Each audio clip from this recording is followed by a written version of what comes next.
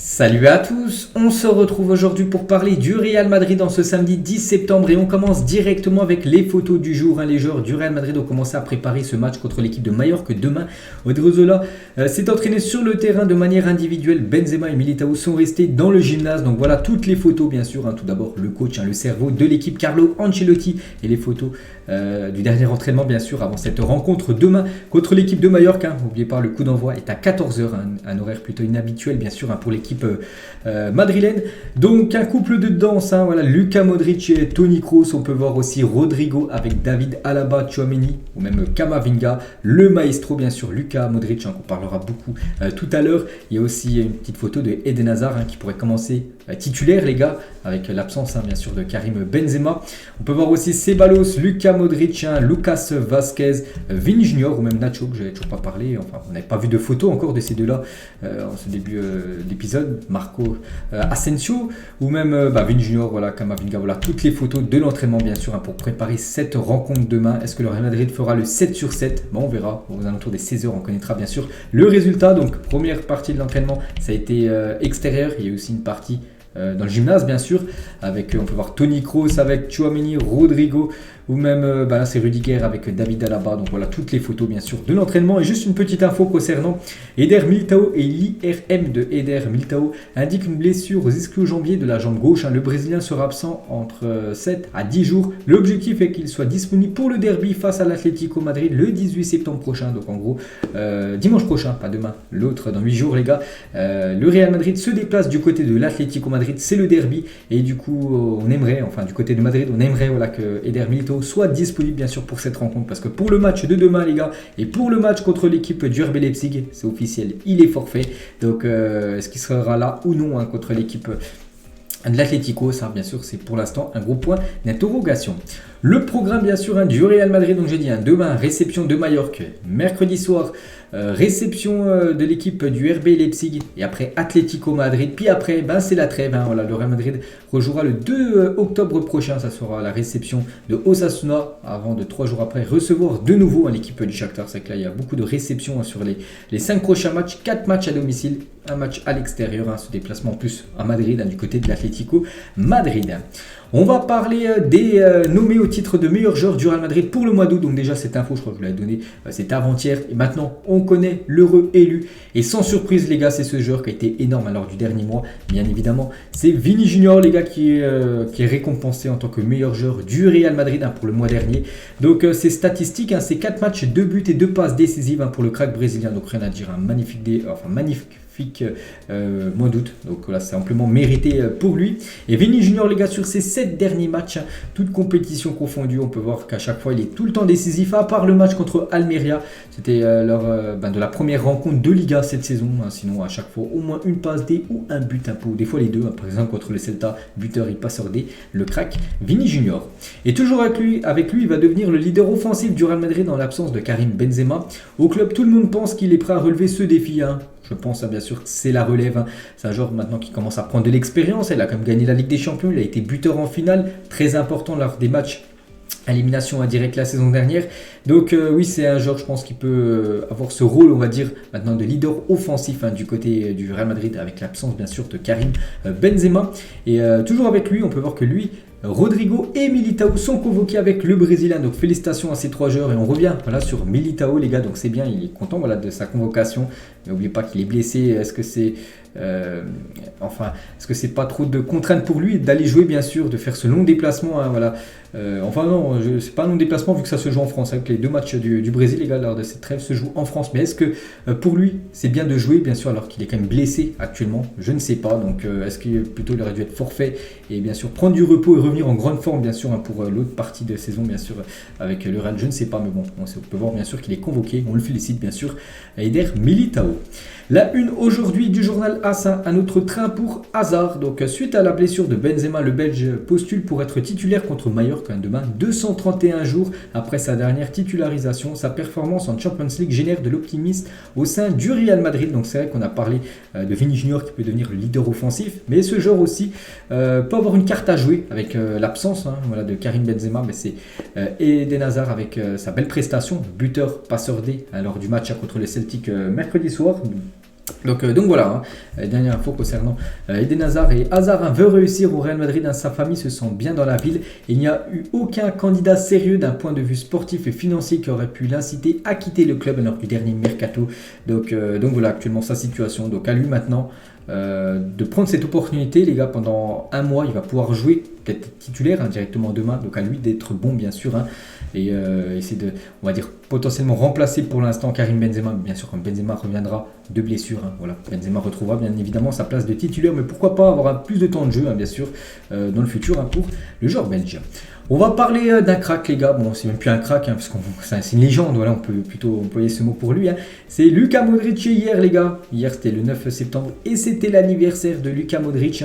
Donc, avec un jour de retard, vu qu'hier c'était un épisode sur le Barça. Donc, on va en parler aujourd'hui, bien sûr. Nous souhaitons un très joyeux anniversaire à Luka Modric, qui fête aujourd'hui ses 37 ans. Donc, hier, vendredi, bien sûr. Donc, voilà, 37 ans. Luka Modric est tellement fort, donc tellement indispensable du côté de Madrid. Donc, c'est statistique que du côté de Madrid. 442 matchs, 33 buts, 74 passes décisives. Il a remporté 5 fois la Champions League, 4 Super Coupes de l'UEFA, 4 Coupes du Monde des clubs, 4 Super Coupes d'Espagne, 3 Ligas, une Coupe du Roi seulement. Peut-être c'est un objectif pour lui. Il a remporté une deuxième là, cette année, le Ballon d'Or 2018 et meilleur joueur UEFA de l'année.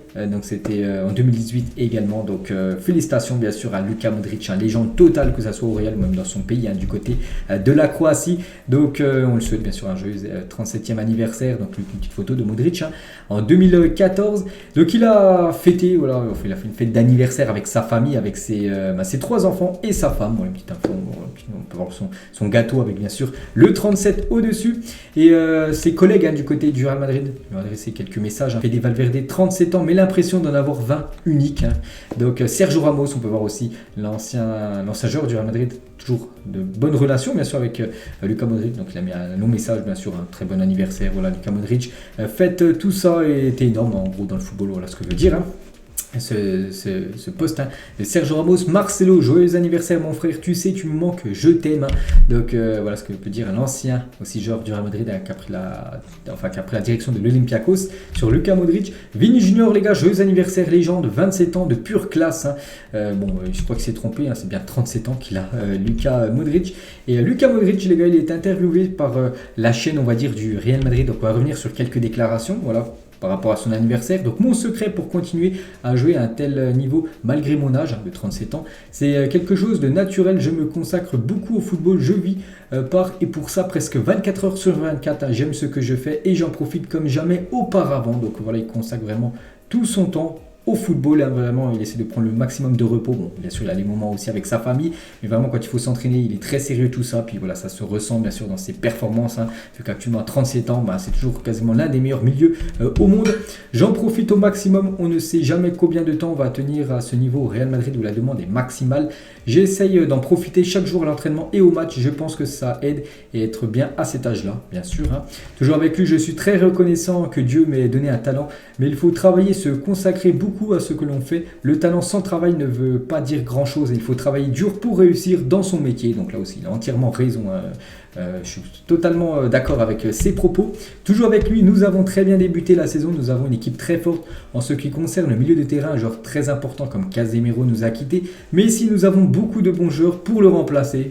Donc, par exemple, Tchouaméni. Il a également dit, donc Tchouaméni s'adapte très bien. C'est la deuxième année de Camavinga après sa bonne première saison. Kroos est ici depuis longtemps. Valverde est performant à n'importe quel poste. Ceballos apporte beaucoup à l'équipe. Nous sommes très bien couverts au milieu de terrain. Il parle aussi d'une journée type pour Luka Modric. Donc j'arrive 1h, 1h15 en avance et presque tous les jours je prends le petit déjeuner ici, donc du côté de Madrid. Je travaille avec les kinés dans le gymnase pour me présenter au début de l'entraînement déjà prêt. Il dit ensuite selon ce que je ressens, je reste pour travailler le physique, tout ce dont j'ai besoin. Je rentre à la maison pour passer du temps avec ma famille. Je récupère les enfants à l'école presque tous les jours, un peu ennuyeux. Non, donc voilà, bon c'est la routine bien sûr. Voilà, quand tu es footballeur, tu t'entraînes le matin, l'après-midi, bon tu as souvent les après-midi dispo.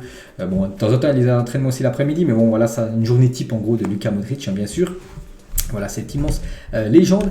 Et Luka Modric, les gars, qui avait 22 ans, bon, il y a quelques temps, ça faisait il y a 15 ans, les gars, dans l'équipe du tournoi de l'Euro 2008. Donc, en gros, il avait été dans l'équipe type de l'Euro 2008 que l'Espagne avait remporté. Et on peut voir Luka Modric bien sûr en milieu de terrain. Donc est-ce qu'il y a un autre joueur du Real Madrid à l'époque? Casillas, bien sûr Casillas, le gardien, jouait du côté du Real Madrid à ce moment-là. Et toujours avec Modric, qui a fêté bien sûr hier son anniversaire.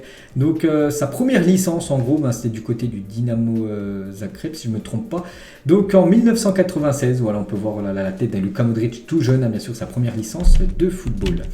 On va parler d'un nouveau partenariat, enfin c'est pas nouveau, c'est un partenariat qui prolonge avec l'équipe madrilène.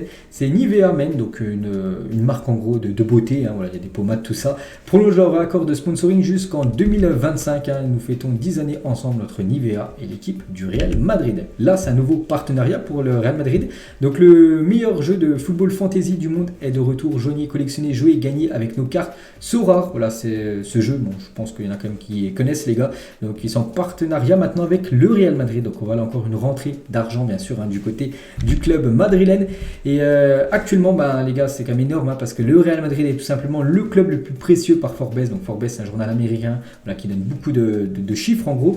Et d'après les clubs de foot, c'est le Real Madrid en gros le club le plus cher actuellement au monde, à plus de 5 milliards 100 millions d'euros. Il coûte actuellement devant le Barça, Manchester United et Liverpool à la 4e position. On peut voir après le montant à chaque fois des autres équipes, donc incroyable. Et concernant tous les clubs, et pas que football, tout sport confondu, on peut voir que le Real Madrid donc en tête. Les clubs de football, donc bien sûr à la 13e position, voilà, il y a quand même 12 autres clubs hors football qui sont devant le Real Madrid en cours, qui coûtent plus cher bien sûr que l'équipe du Real, mais c'est quand même le club de football bien sûr le mieux classé.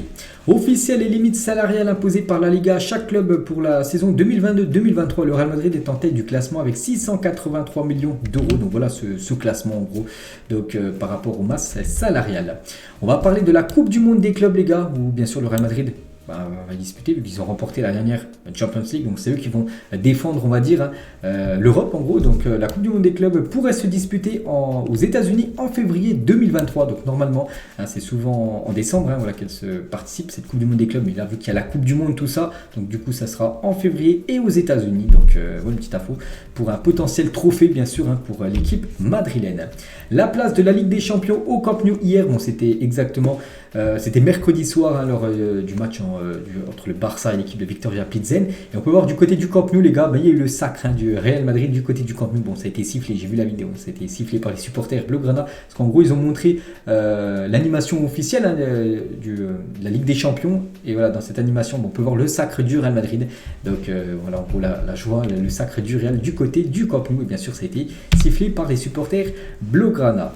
Régnier Rezus, buteur avec Girona. Donc hier, Girona, une équipe de Liga, a joué un match contre Valladolid, se sont imposés 2-1. Et Régnier, un joueur du Real Madrid prêté à cette équipe de Girona, a été buteur. Il s'agit de son premier but en Liga. Donc on le félicite bien sûr.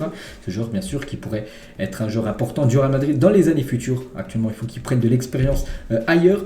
Brandon Moreno, concurrent plutôt des poids mouches de l'UFC, donc c'est un combattant à la mémoire. Donc il était en visite à Madrid, on peut voir qu'il est parti faire un petit coucou au joueur et il a été photographié bien sûr du côté de Valdebebas avec le nouveau maillot madrilène. Neymar les gars, comment décrivez-vous Benzema? Donc Neymar il a dit un attaquant avec une classe tout simplement, classe mondiale bien sûr. Benzema est toujours avec Neymar, donc il a dit j'aime Rudiger, il vous fait peur, il est très grand et fort, voilà ce qu'il dit par rapport aux défenseurs du Real Madrid. On va parler de Carlo Ancelotti. Le Real Madrid est content d'Ancelotti qui s'est mérité un renouvellement. Son contrat actuel se termine en 2024, encore 2 ans de contrat pour Ancelotti, mais du côté du Real Madrid très satisfait bien sûr de Carlo Ancelotti et pourrait peut-être prolonger, pourquoi pas peut-être 2 saisons de plus du côté du club madrilène. N'oubliez pas que ça sera sa dernière expérience on va dire en tant que coach, parce qu'il avait dit dès que ça sera fini le Real Madrid il prendra sa retraite, il prendra pas d'autre équipe après l'équipe du Real, Carlo Ancelotti. Et un ancien entraîneur du Real Madrid, donc Vicente Del Bosque, quand j'étais le coach du Real Madrid, la seule chose que célébrait le Barça c'était l'anniversaire du club, voilà le petit pic envoyé bien sûr par Del Bosque à l'équipe blaugrana. Fede Valverde a offert à un fan qui attendait à l'extérieur de Valdebebas, donc le centre d'entraînement, son maillot de Super Coupe d'Europe remporté contre Francfort. Donc il a offert son maillot, voilà, ce ce supporter qui doit être bien sûr très très content de recevoir le maillot de Fede Valverde. Toujours avec les maillots les gars, ce maillot lors de la saison 2015-2016, c'était le 3e maillot. C'est vrai qu'il était très très beau ce maillot les gars, donc un petit retour là en arrière. C'était CR7 bien sûr qu'il portait, donc de couleur gris avec les barres, on va dire les bandes Adidas de couleur jaune, et toujours avec la légende Cristiano Ronaldo. Là c'était lors de la finale de la Ligue des Champions 2018, c'était la veille bien sûr, l'entraînement, on peut voir tout le monde en train bien sûr d'admirer le légendaire CR7. Une page se tourne les gars, pour la première fois depuis 2005, Marcelo n'apparaîtra pas dans le jeu FIFA 23. Marcelo, légende du côté du Real Madrid, donc il a quitté le Real pour rejoindre l'Olympiakos, et d'après les dernières infos sur ce prochain FIFA qui sortira le 30 septembre prochain, là, dans exactement 20 jours, mais il n'y aura pas sa carte dans le mode FIFA Ultimate Team. Luka Jovic les gars, joueur du Real qui a été vendu à l'équipe, je crois même, il n'a même pas été vendu, il est parti gratuitement, mais le Real Madrid, s'il est vendu dans le futur, donc il y aura un pourcentage à la revente, voilà pour le Real. Donc Luka Jovic il a dit: je veux retrouver mon niveau précédent parce que je sais ce que je peux le faire, je connais la qualité que je possède, ça sera une saison longue et épuisante, mais j'espère que ça sera une saison avec de nombreux objectifs. On espère qu'il soit transféré en plus très très cher dans le futur, et comme ça le Real Madrid pourrait recevoir bien sûr de l'argent avec Luka Jovic, parce qu'ils avaient investi quand même pas mal d'argent sur lui. Thibaut Courtois, c'est 21 arrêts sur les 22 derniers tirs subis en Ligue des Champions, incroyable Thibaut Courtois, donc 22 derniers tirs cadrés, donc 21 arrêts, il a pris seulement un but, le légendaire Thibaut Courtois. Et on finit les gars cet épisode aujourd'hui, on envoie beaucoup de force à un jeune du club, donc c'est Marc Cucalon exactement, donc l'un des capitaines de l'équipe U19 du Real Madrid. Donc c'est gravement blessé contre le Celtic en UEFA Youth League, donc la Ligue des Champions juniors, donc bon rétablissement à lui, donc il a subi quand même une rupture partielle du ligament croisé du genou, donc rupture des ligaments croisés, vous savez ce que c'est au moins 6 mois d'indisponibilité, donc c'est l'un des capitaines, parce qu'il y en a plusieurs du côté de l'équipe U19, et dans quelques semaines, du côté de Madrid vont décider s'il passe par le bloc opératoire, option la plus probable, pour bien sûr rétablir cette blessure, donc on envoie beaucoup de force bien sûr au joueur Cucalon, l'un des capitaines de l'équipe jeune du côté de Madrid. Donc voilà les gars, la fin de cet épisode, j'espère que ça vous a plu. On se retrouve nous demain les gars, donc déjà le Real joue demain à 14h, et je pense pas faire le débrief parce que c'est en plein milieu de l'après-midi, puis demain j'ai des choses à faire, mais on se retrouve nous pour parler du Real Madrid, du résultat. Demain ça sera après-demain, et demain l'épisode sera consacré sur l'équipe du FC Barcelone. Allez, moi je vous laisse, bonne journée à vous et à demain.